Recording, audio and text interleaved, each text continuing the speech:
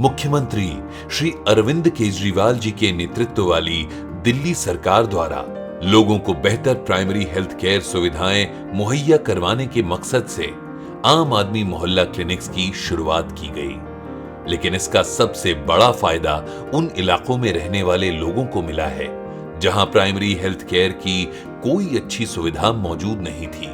खासकर त्रिलोकपुरी, पीरागढ़ी और शकूर बस्ती जैसे इलाके जहां अधिकतर गरीब तबका रहता है। अमूमन इन इलाकों में चुनौतियां बाकी इलाकों के मुकाबले बहुत अलग हैं। यहाँ की ज्यादातर आबादी श्रम, मजदूरी और कम आय वाले लोगों की है, जिनके लिए डॉक्टरी इलाज व अन्य स्वास्थ्य संबंधी सेवाओं पर पैसे खर्च करना एक अतिरिक्त बोझ है। इस कारण उनके पास इलाज या कंसल्टेशन के लिए झोला छाप डॉक्टरों के पास जाने के अलावा कोई विकल्प नहीं बचता था। ऐसे में न तो उनकी समस्याओं का सही तरह से इलाज हो पाता, न ही उनमें स्वास्थ्य संबंधी जागरूकता विकसित हो पाती थी। पर आम आदमी मोहल्ला क्लिनिक खुलने के बाद स्पष्ट तौर पर इन सभी समस्याओं का निदान होने लगा है। मैं डॉक्टर अनुपमा हूँ। मैं 1991 में मुझे MBBS की डिग्री मिली थी और मैं तब से अपने प्राइवेट प्रैक्टिस में थी। अप्रॉक्सीमेटली 3 इयर्स बैक मैंने यहाँ पर मोहल्ला क्लिनिक ज्वाइन किया, जो कि एक यूनिक कॉन्सेप्ट है गवर्नमेंट का। और मैं एक्चुअली बताती हूँ कि मैं फुल्ली अपने आप को डिवोटेड फील करती हूँ और बहुत अच्छा मुझे लगता है जब मैं यहाँ पे वर्क करती हूँ पेशेंट्स के साथ में। It's not like treating patients, patient का इलाज नहीं, एक इंटरेक्शन चल रहा है मेरा और पेशेंट के बीच में, जिनकी उनकी पूरी हिस्ट्री में जान पा रही हूँ। स्लम्स में काम करना एक चैलेंज है एक तरीके से मोहल्ला क्लिनिक में, बिकॉज जो पेशेंट्स आते हैं उनके साथ 2 या 3 जो मेन हमारी जो इश्यूज़ होते हैं। एक सबसे बड़ा होता है उनका एजुकेशन, जिसको हमें हैंडल करना है। वो क्या बोल रहा है और हम क्या एक्सपीरियंस कर रहे हैं, दैट्स 2 डिफरेंट थिंग। वो कह रहा है पेट में दर्द है, बट जब हम देखते हैं उसको एग्जामिन करते हैं तो वो कहीं और उसका प्रेजेंटेशन होता है। तो एक प्रॉब्लम वो है कि स्लम वाले पेशेंट्स के साथ में हमें कनेक्ट करना पड़ता है पूरी तरीके से। सेकंड थिंग, उनको पूरी हाइजीन का हमें एक्सप्लेनेशन देना पड़ता है, बिकॉज जो स्लम का एक मेन इशू है वो है हाइजीन का। थर्ड थिंग है कि उनको हमें दूसरे तरीके की भी एजुकेशन देनी पड़ती है कि फैमिली प्लानिंग से रिलेटेड, एज वेल एज जो भी अर्ली प्रेगनेंसी हो गई उससे, एनीमिया से रिलेटेड, इस तरीके की काउंसलिंग हमें बहुत ज़्यादा, और डाइट नहीं, माल न्यूट्रिशन वहाँ बहुत ज़्यादा होता है, तो उस चीज़ की काउंसलिंग करनी पड़ती है। तो इट्स अ चैलेंज, क्योंकि 80 साल के लोग भी आते हैं और 8 महीने का बच्चा भी आता है। इन इलाकों में हेल्थ केयर को दुरुस्त करने में सबसे बड़ी चुनौती थी लोगों की स्वास्थ्य संबंधी गलतफहमियों को दूर करना। सालों से सही डॉक्टरी परामर्श ना मिल पाने के कारण लोग स्वास्थ्य और उपचार को लेकर गलत प्रक्रियाओं का शिकार हो रहे थे, जिसका असर उनकी सेहत पर पड़ना लाजमी था।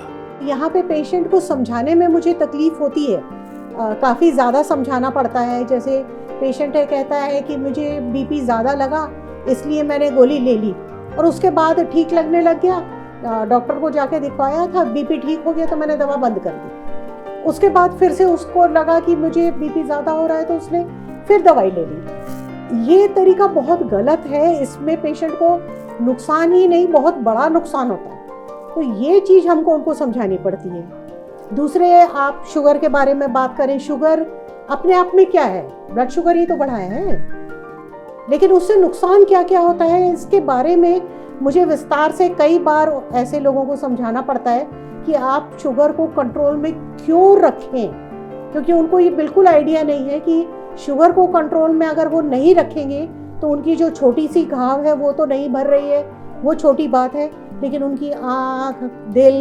किडनी, पैर, हर चीज़ अंदर से खोखली होती जा रही है। तो ये सारी चीज़ें हमको कई बार विस्तार से समझानी पड़ती है। बेहतर और मुफ्त इलाज व परामर्श के साथ साथ एक और सौगात जो यहाँ रहने वाले कम आय वर्ग के लोगों को इस सुविधा से मिली है, वो है लैब टेस्ट पर आने वाले खर्च की बचत। Vitamin D3, vitamin B12, iron आदि रूटीन टेस्ट के अलावा गर्भवती महिलाओं के एंटीनेटल प्रोफाइल जैसे महंगे टेस्ट मुफ्त में होने से जाहिर तौर पर यहाँ के गरीब तबके को राहत मिली है।